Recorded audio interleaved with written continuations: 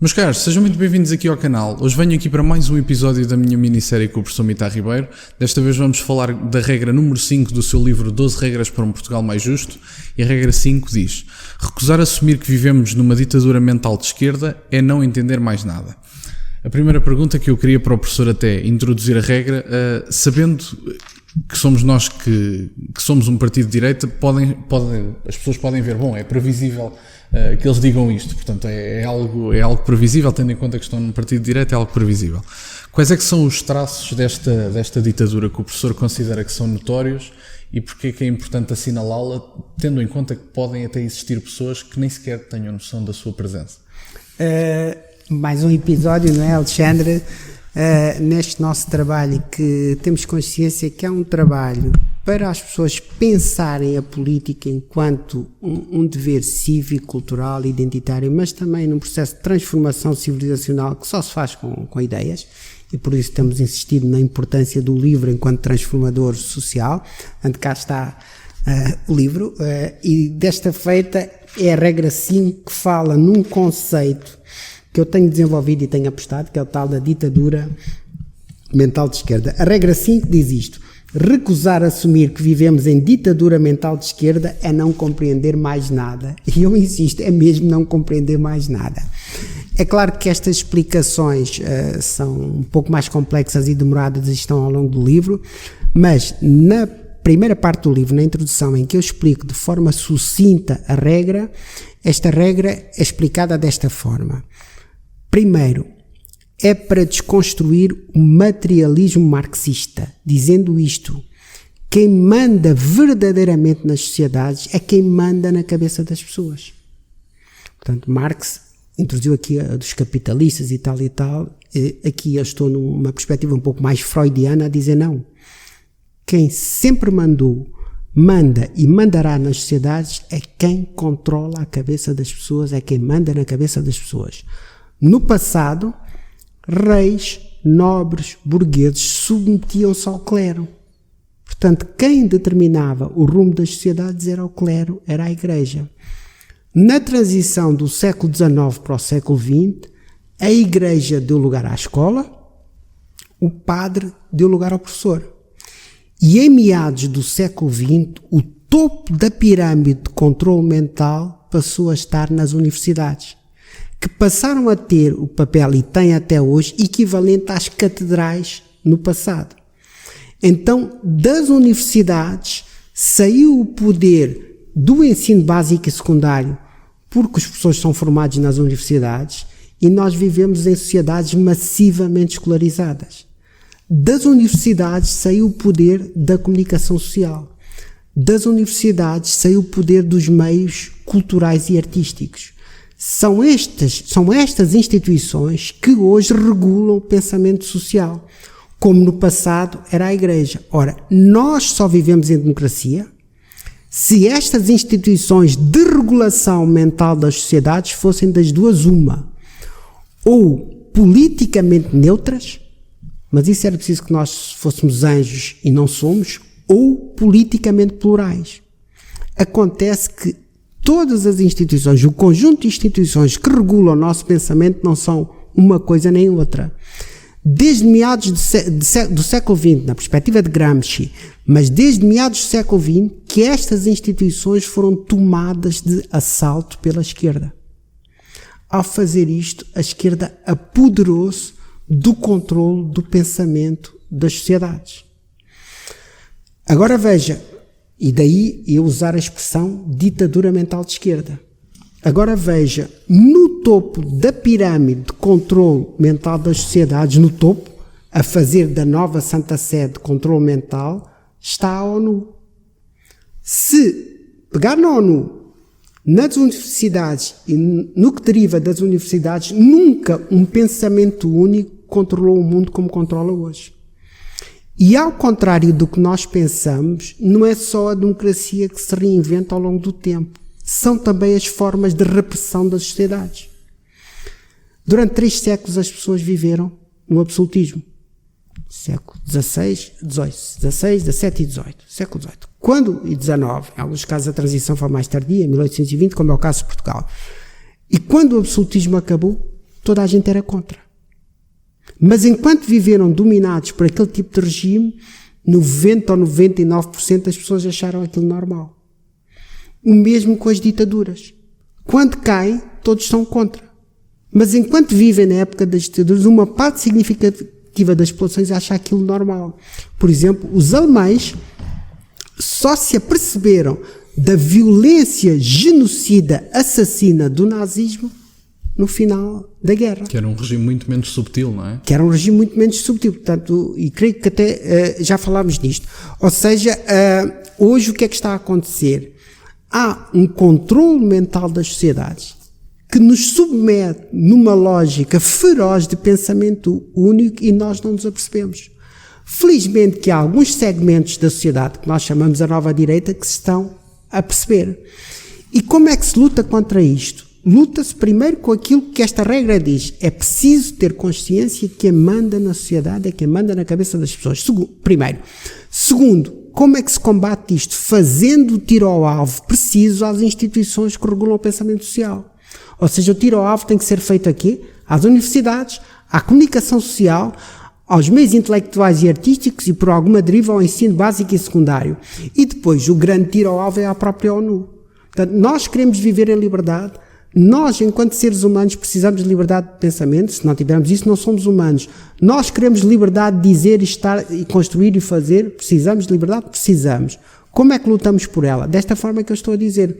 Portanto, nós hoje temos democracias que foram tomadas por dentro por uma pulsão ditatorial. Só que essa pulsão ditatorial tomou uma nova forma, que é esta, a ditadura mental de esquerda, que é o que a regra diz. Essa introdução de conceito que o professor faz, dessa adaptação dos regimes, sejam eles quais forem, é interessante. Eu ouvi há pouco tempo um comentador político chamado Miguel Prata Roque, que o professor seguramente conhece, sim. Em que ele dizia basicamente ao Miguel Morgado, de uma forma enfurecida, digamos assim, que se o Miguel Morgado estava de alguma forma a sugerir que o PCP iria pegar em armas e fazer uma revolução do proletariado, estaria a gozar com a cara das pessoas.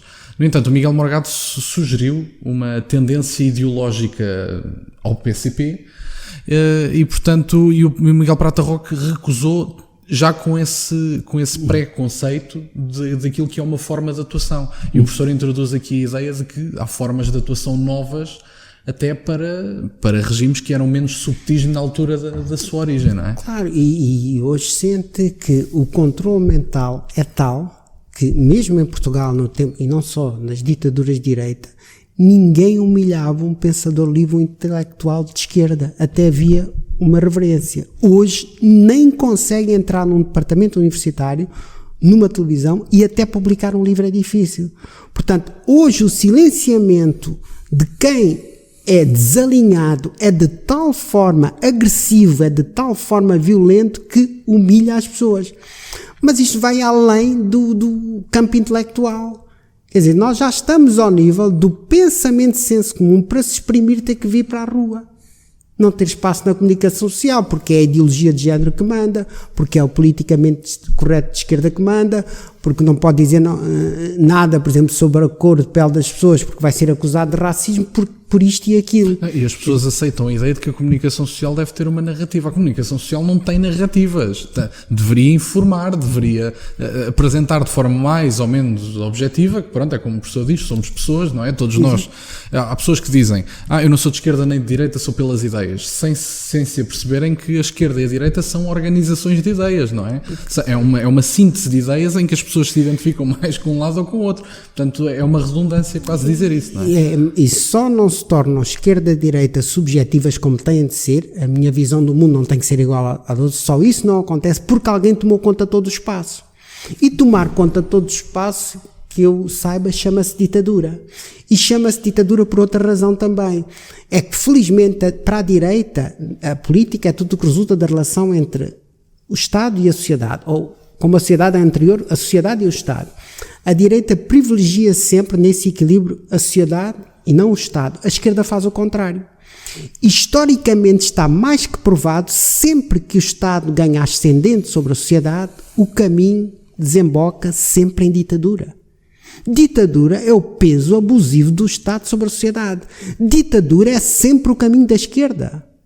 E liberdade, que eu perceba, que está, neste momento histórico, só está no campo político da direita.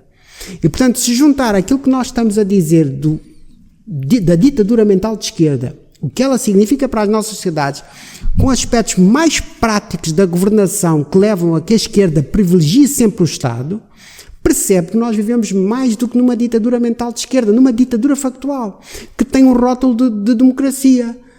Mas nós temos que contestar. Ou nós somos sensíveis ao que é subtil no tempo histórico. Claro que a ditadura de Salazar era uma ditadura, mas Salazar não cortava a cabeça dos inimigos, como se fazia na Idade Média ou em épocas mais recuadas. Aliás, nem o nome dele dizias. Nem o nome dele dizia dos inimigos. Nem o nome dos inimigos dizia. Portanto, e nós dizemos, por fazer isso não era repressivo? Era altamente repressivo. Claro que sim. O que é que muito mais subtil do que há uns séculos atrás. Assim como a ditadura que nós temos hoje é altamente repressiva, mas não é igual à do Salazar, é bem mais sofisticada. E, portanto, quem tem que dizer que se sente reprimido? Nunca é o repressor, é o reprimido. Portanto, se eu, sendo assumidamente direita, sei que estou na vida profissional, académica, social, cívica, política, reprimido, sou eu que tenho que definir a minha repressão. E não, hoje até o direito de se autodefinir como reprimido não é reconhecido. Quer ditadura mais sofisticada que esta? Quer dizer, você pode sofrer ao máximo. Pode ser silenciado, pode ser até humilhado, como se faz, por exemplo, com André Ventura por aí fora. Você pode sofrer ao máximo. Mas, meu amigo, quem define se você está a sofrer ou não sou eu, a esquerda. Quer dizer, nem o Salazar se atreveu a isto. E nós estamos num tempo histórico de ditadura mental de esquerda que é tão sofisticada que até sobrevive debaixo do rótulo de democracia. E nós estamos a lutar por quê? Por uma democracia, pela liberdade. Isto torna o jogo muito ambíguo e eles já vão levando a água ao moinho. Acontece é que quando o debate intelectual é um pouco mais sofisticado, eles não têm sítio para onde se pegar. O que é que eles fazem? Silenciam livros como este. Portanto, não é preciso ter uma bola de cristal para saber que este livro vai ser silenciado. Mas eu tenho uma profunda esperança que quem busca a liberdade perceba pelo menos o que aqui está em jogo. E se uma parte da sociedade portuguesa perceber, nós ganhamos esta guerra, que é uma guerra civilizacional, ou luta, mas diga-se guerra, porque a esquerda nunca poupou a direita é que é muito anjinha. A esquerda não poupa uma vírgula à direita, e a direita passa a vida a querer compreender a esquerda. O Freud se justificava, ele dizia isto, ama ao próximo como a ti mesmo, que é um princípio cristão, muito bem. Mas se o outro partilhar os teus ou seus princípios morais, se o outro não partilhar os mesmos princípios morais, ama o próximo como o próximo te ama a ti. Isto é o princípio da sanidade mental. O que é que a direita faz? Ama a esquerda, como se ama a si mesmo. E a esquerda despreza a direita como quer e bem pode. Quer dizer, isto não é normal. É uma relação de... Procuramos aprovação, pior ainda, não é? É daquelas relações amorosas de dependência. Exatamente. Em que um submete até à humilhação ao outro. É isso que nós temos nos que se chamam direita, e nós estamos a romper com isso.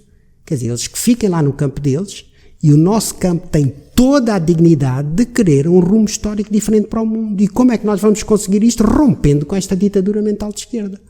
É humano, é normal, é isto que nós estamos a fazer no Chega e outros movimentos pela Europa fora. Isto é alguma coisa surpreendente? Não, é o mais civilizado, é o mais humano, é o mais digno que se possa ter. Obrigado. Obrigado. Foi a regra número 5. Vão ter novamente o link para as páginas do professor na descrição. Quando estiver disponível nas livrarias habituais, vou deixar também o link para o livro para poderem comprar diretamente. E por agora é tudo. Obrigado por estarem desse lado e até à próxima.